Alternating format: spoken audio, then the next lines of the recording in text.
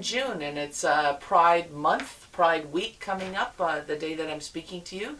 It's also Aboriginal History and Aboriginal Rights Month as well, the month of June. And June 21st, of course, is a really important day for Aboriginal and Indigenous rights in this country.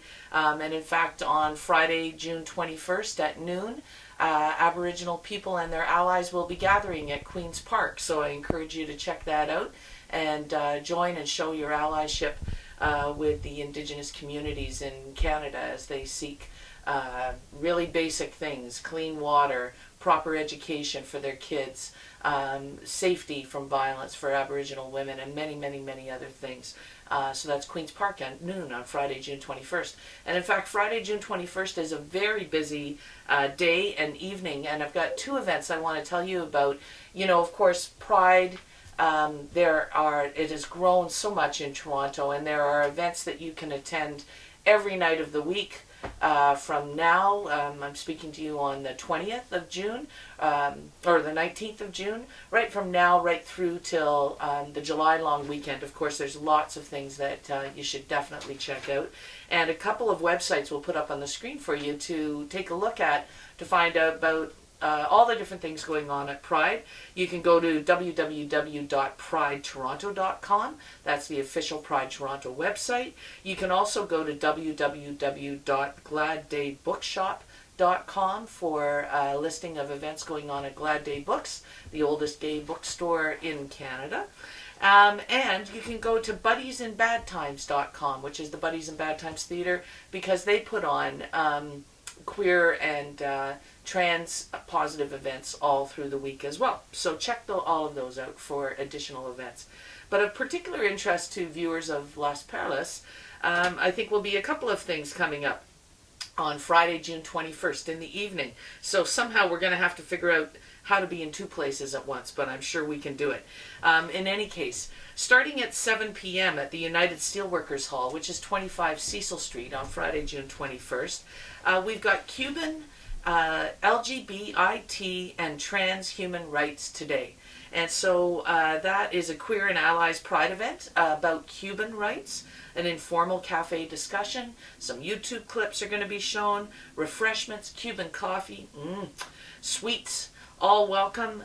Tokens will be available for those that need to. Donations will be accepted, but it's a free event. And for more information, you can contact the LGBTQA and Trans and Allies Rainbow Sea of Red Open Collective. What a wonderful name, with Cuba.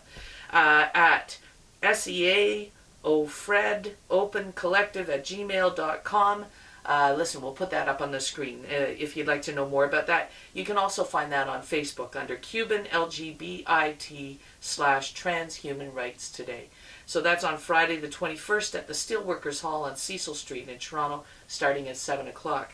And that same evening, a wonderful group called Camp Cis is putting on a fundraiser to build and keep Camp Cis, which is a camp in Northern Ontario for women and trans people of color and Aboriginal women and Two-Spirited people. And they're putting on Friday, June 21st. This is at the 519 Church Street Community Centre in Toronto, downtown Toronto, 7:30 to 10:30 p.m. Any Woman's Blues Nights, and they've got a great lineup for us. It's $20 or sliding scale. Pay what you can at the door. You can get tickets at Glad Day Bookshop on Yonge Street, but you can also get tickets at the door at the 519 at 7:30 on Friday, June 21st. And they've got lots of wonderful performances. The Eagle Woman Singers, MC Yolisa and MC JK, Michelle Perpal, Jean Wong, Janet Whiteway, Inner Truth Taiko Dojo will be drumming, Dinah Thorpe, Catherine Hernandez, a choir involving lots of wonderful people, the Camp Cis Freedom Singers, and of course Faith Nolan, the mover and shaker behind Camp Cis, along with Rachel Mellis, Connie No, all sorts of wonderful people. It's going to be a great night. That's Friday, June 21st. Any Woman's Blues Nights. That's a benefit for Camp Cis, and I encourage you to come on out to that, and please come and say hello if you're there. I plan to be there listening to wonderful music and getting ready for Pride. Then, of course, big week of events, and like I say, there's too many to list today, but go to the websites we mentioned earlier, especially pridetoronto.com, and check those out. But one that has been going on for years and years, and that I always attend, and I hope you'll think about attending as well, is the Toronto Rape Crisis Center Multicultural Women Against Rape. They have their, I don't think they say which one it is, but I'm sure they're up into 20 or 21, their annual Dyke Brunch. And that's happening on Saturday, June 29th from 10 a.m. to 1 p.m. At 17 Phoebe Street. That's north of Queen and east of Spadina, down in that neighborhood.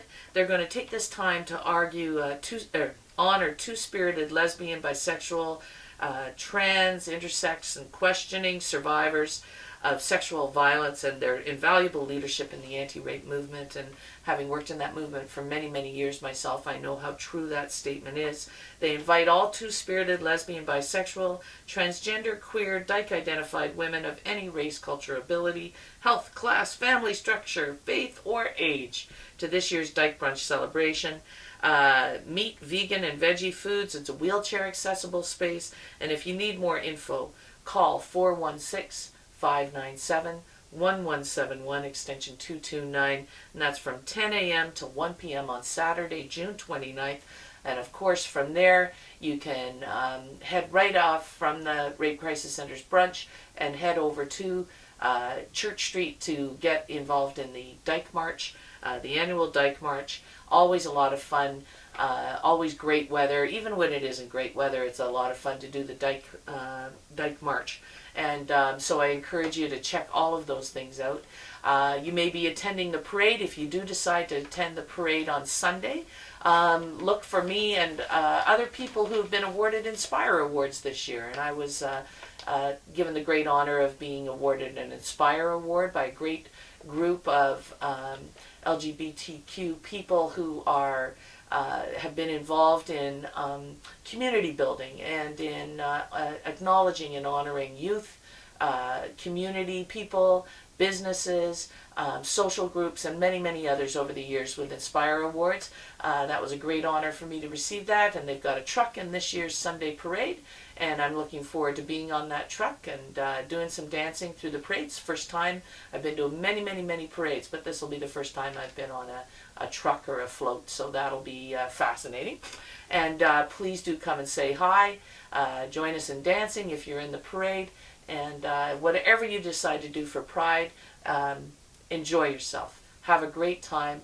Let's remember, of course, that Dyke Pride, Gay Pride, Trans Pride, of course the Trans March is on Friday night. There's been some controversy about that, but I believe the plan is to definitely be marching down Yonge Street, if I'm not mistaken, on Friday night, meeting at about 7:30 in the George Hislop Park. That's one of the little parkettes that just east of Yonge Street, around Wellesley, and going from there, marching down Yonge Street in defiance of the city, who has been very, very slow to grant a permit. And when they finally did grant a permit, it was not a permit with a route that the trans community wanted.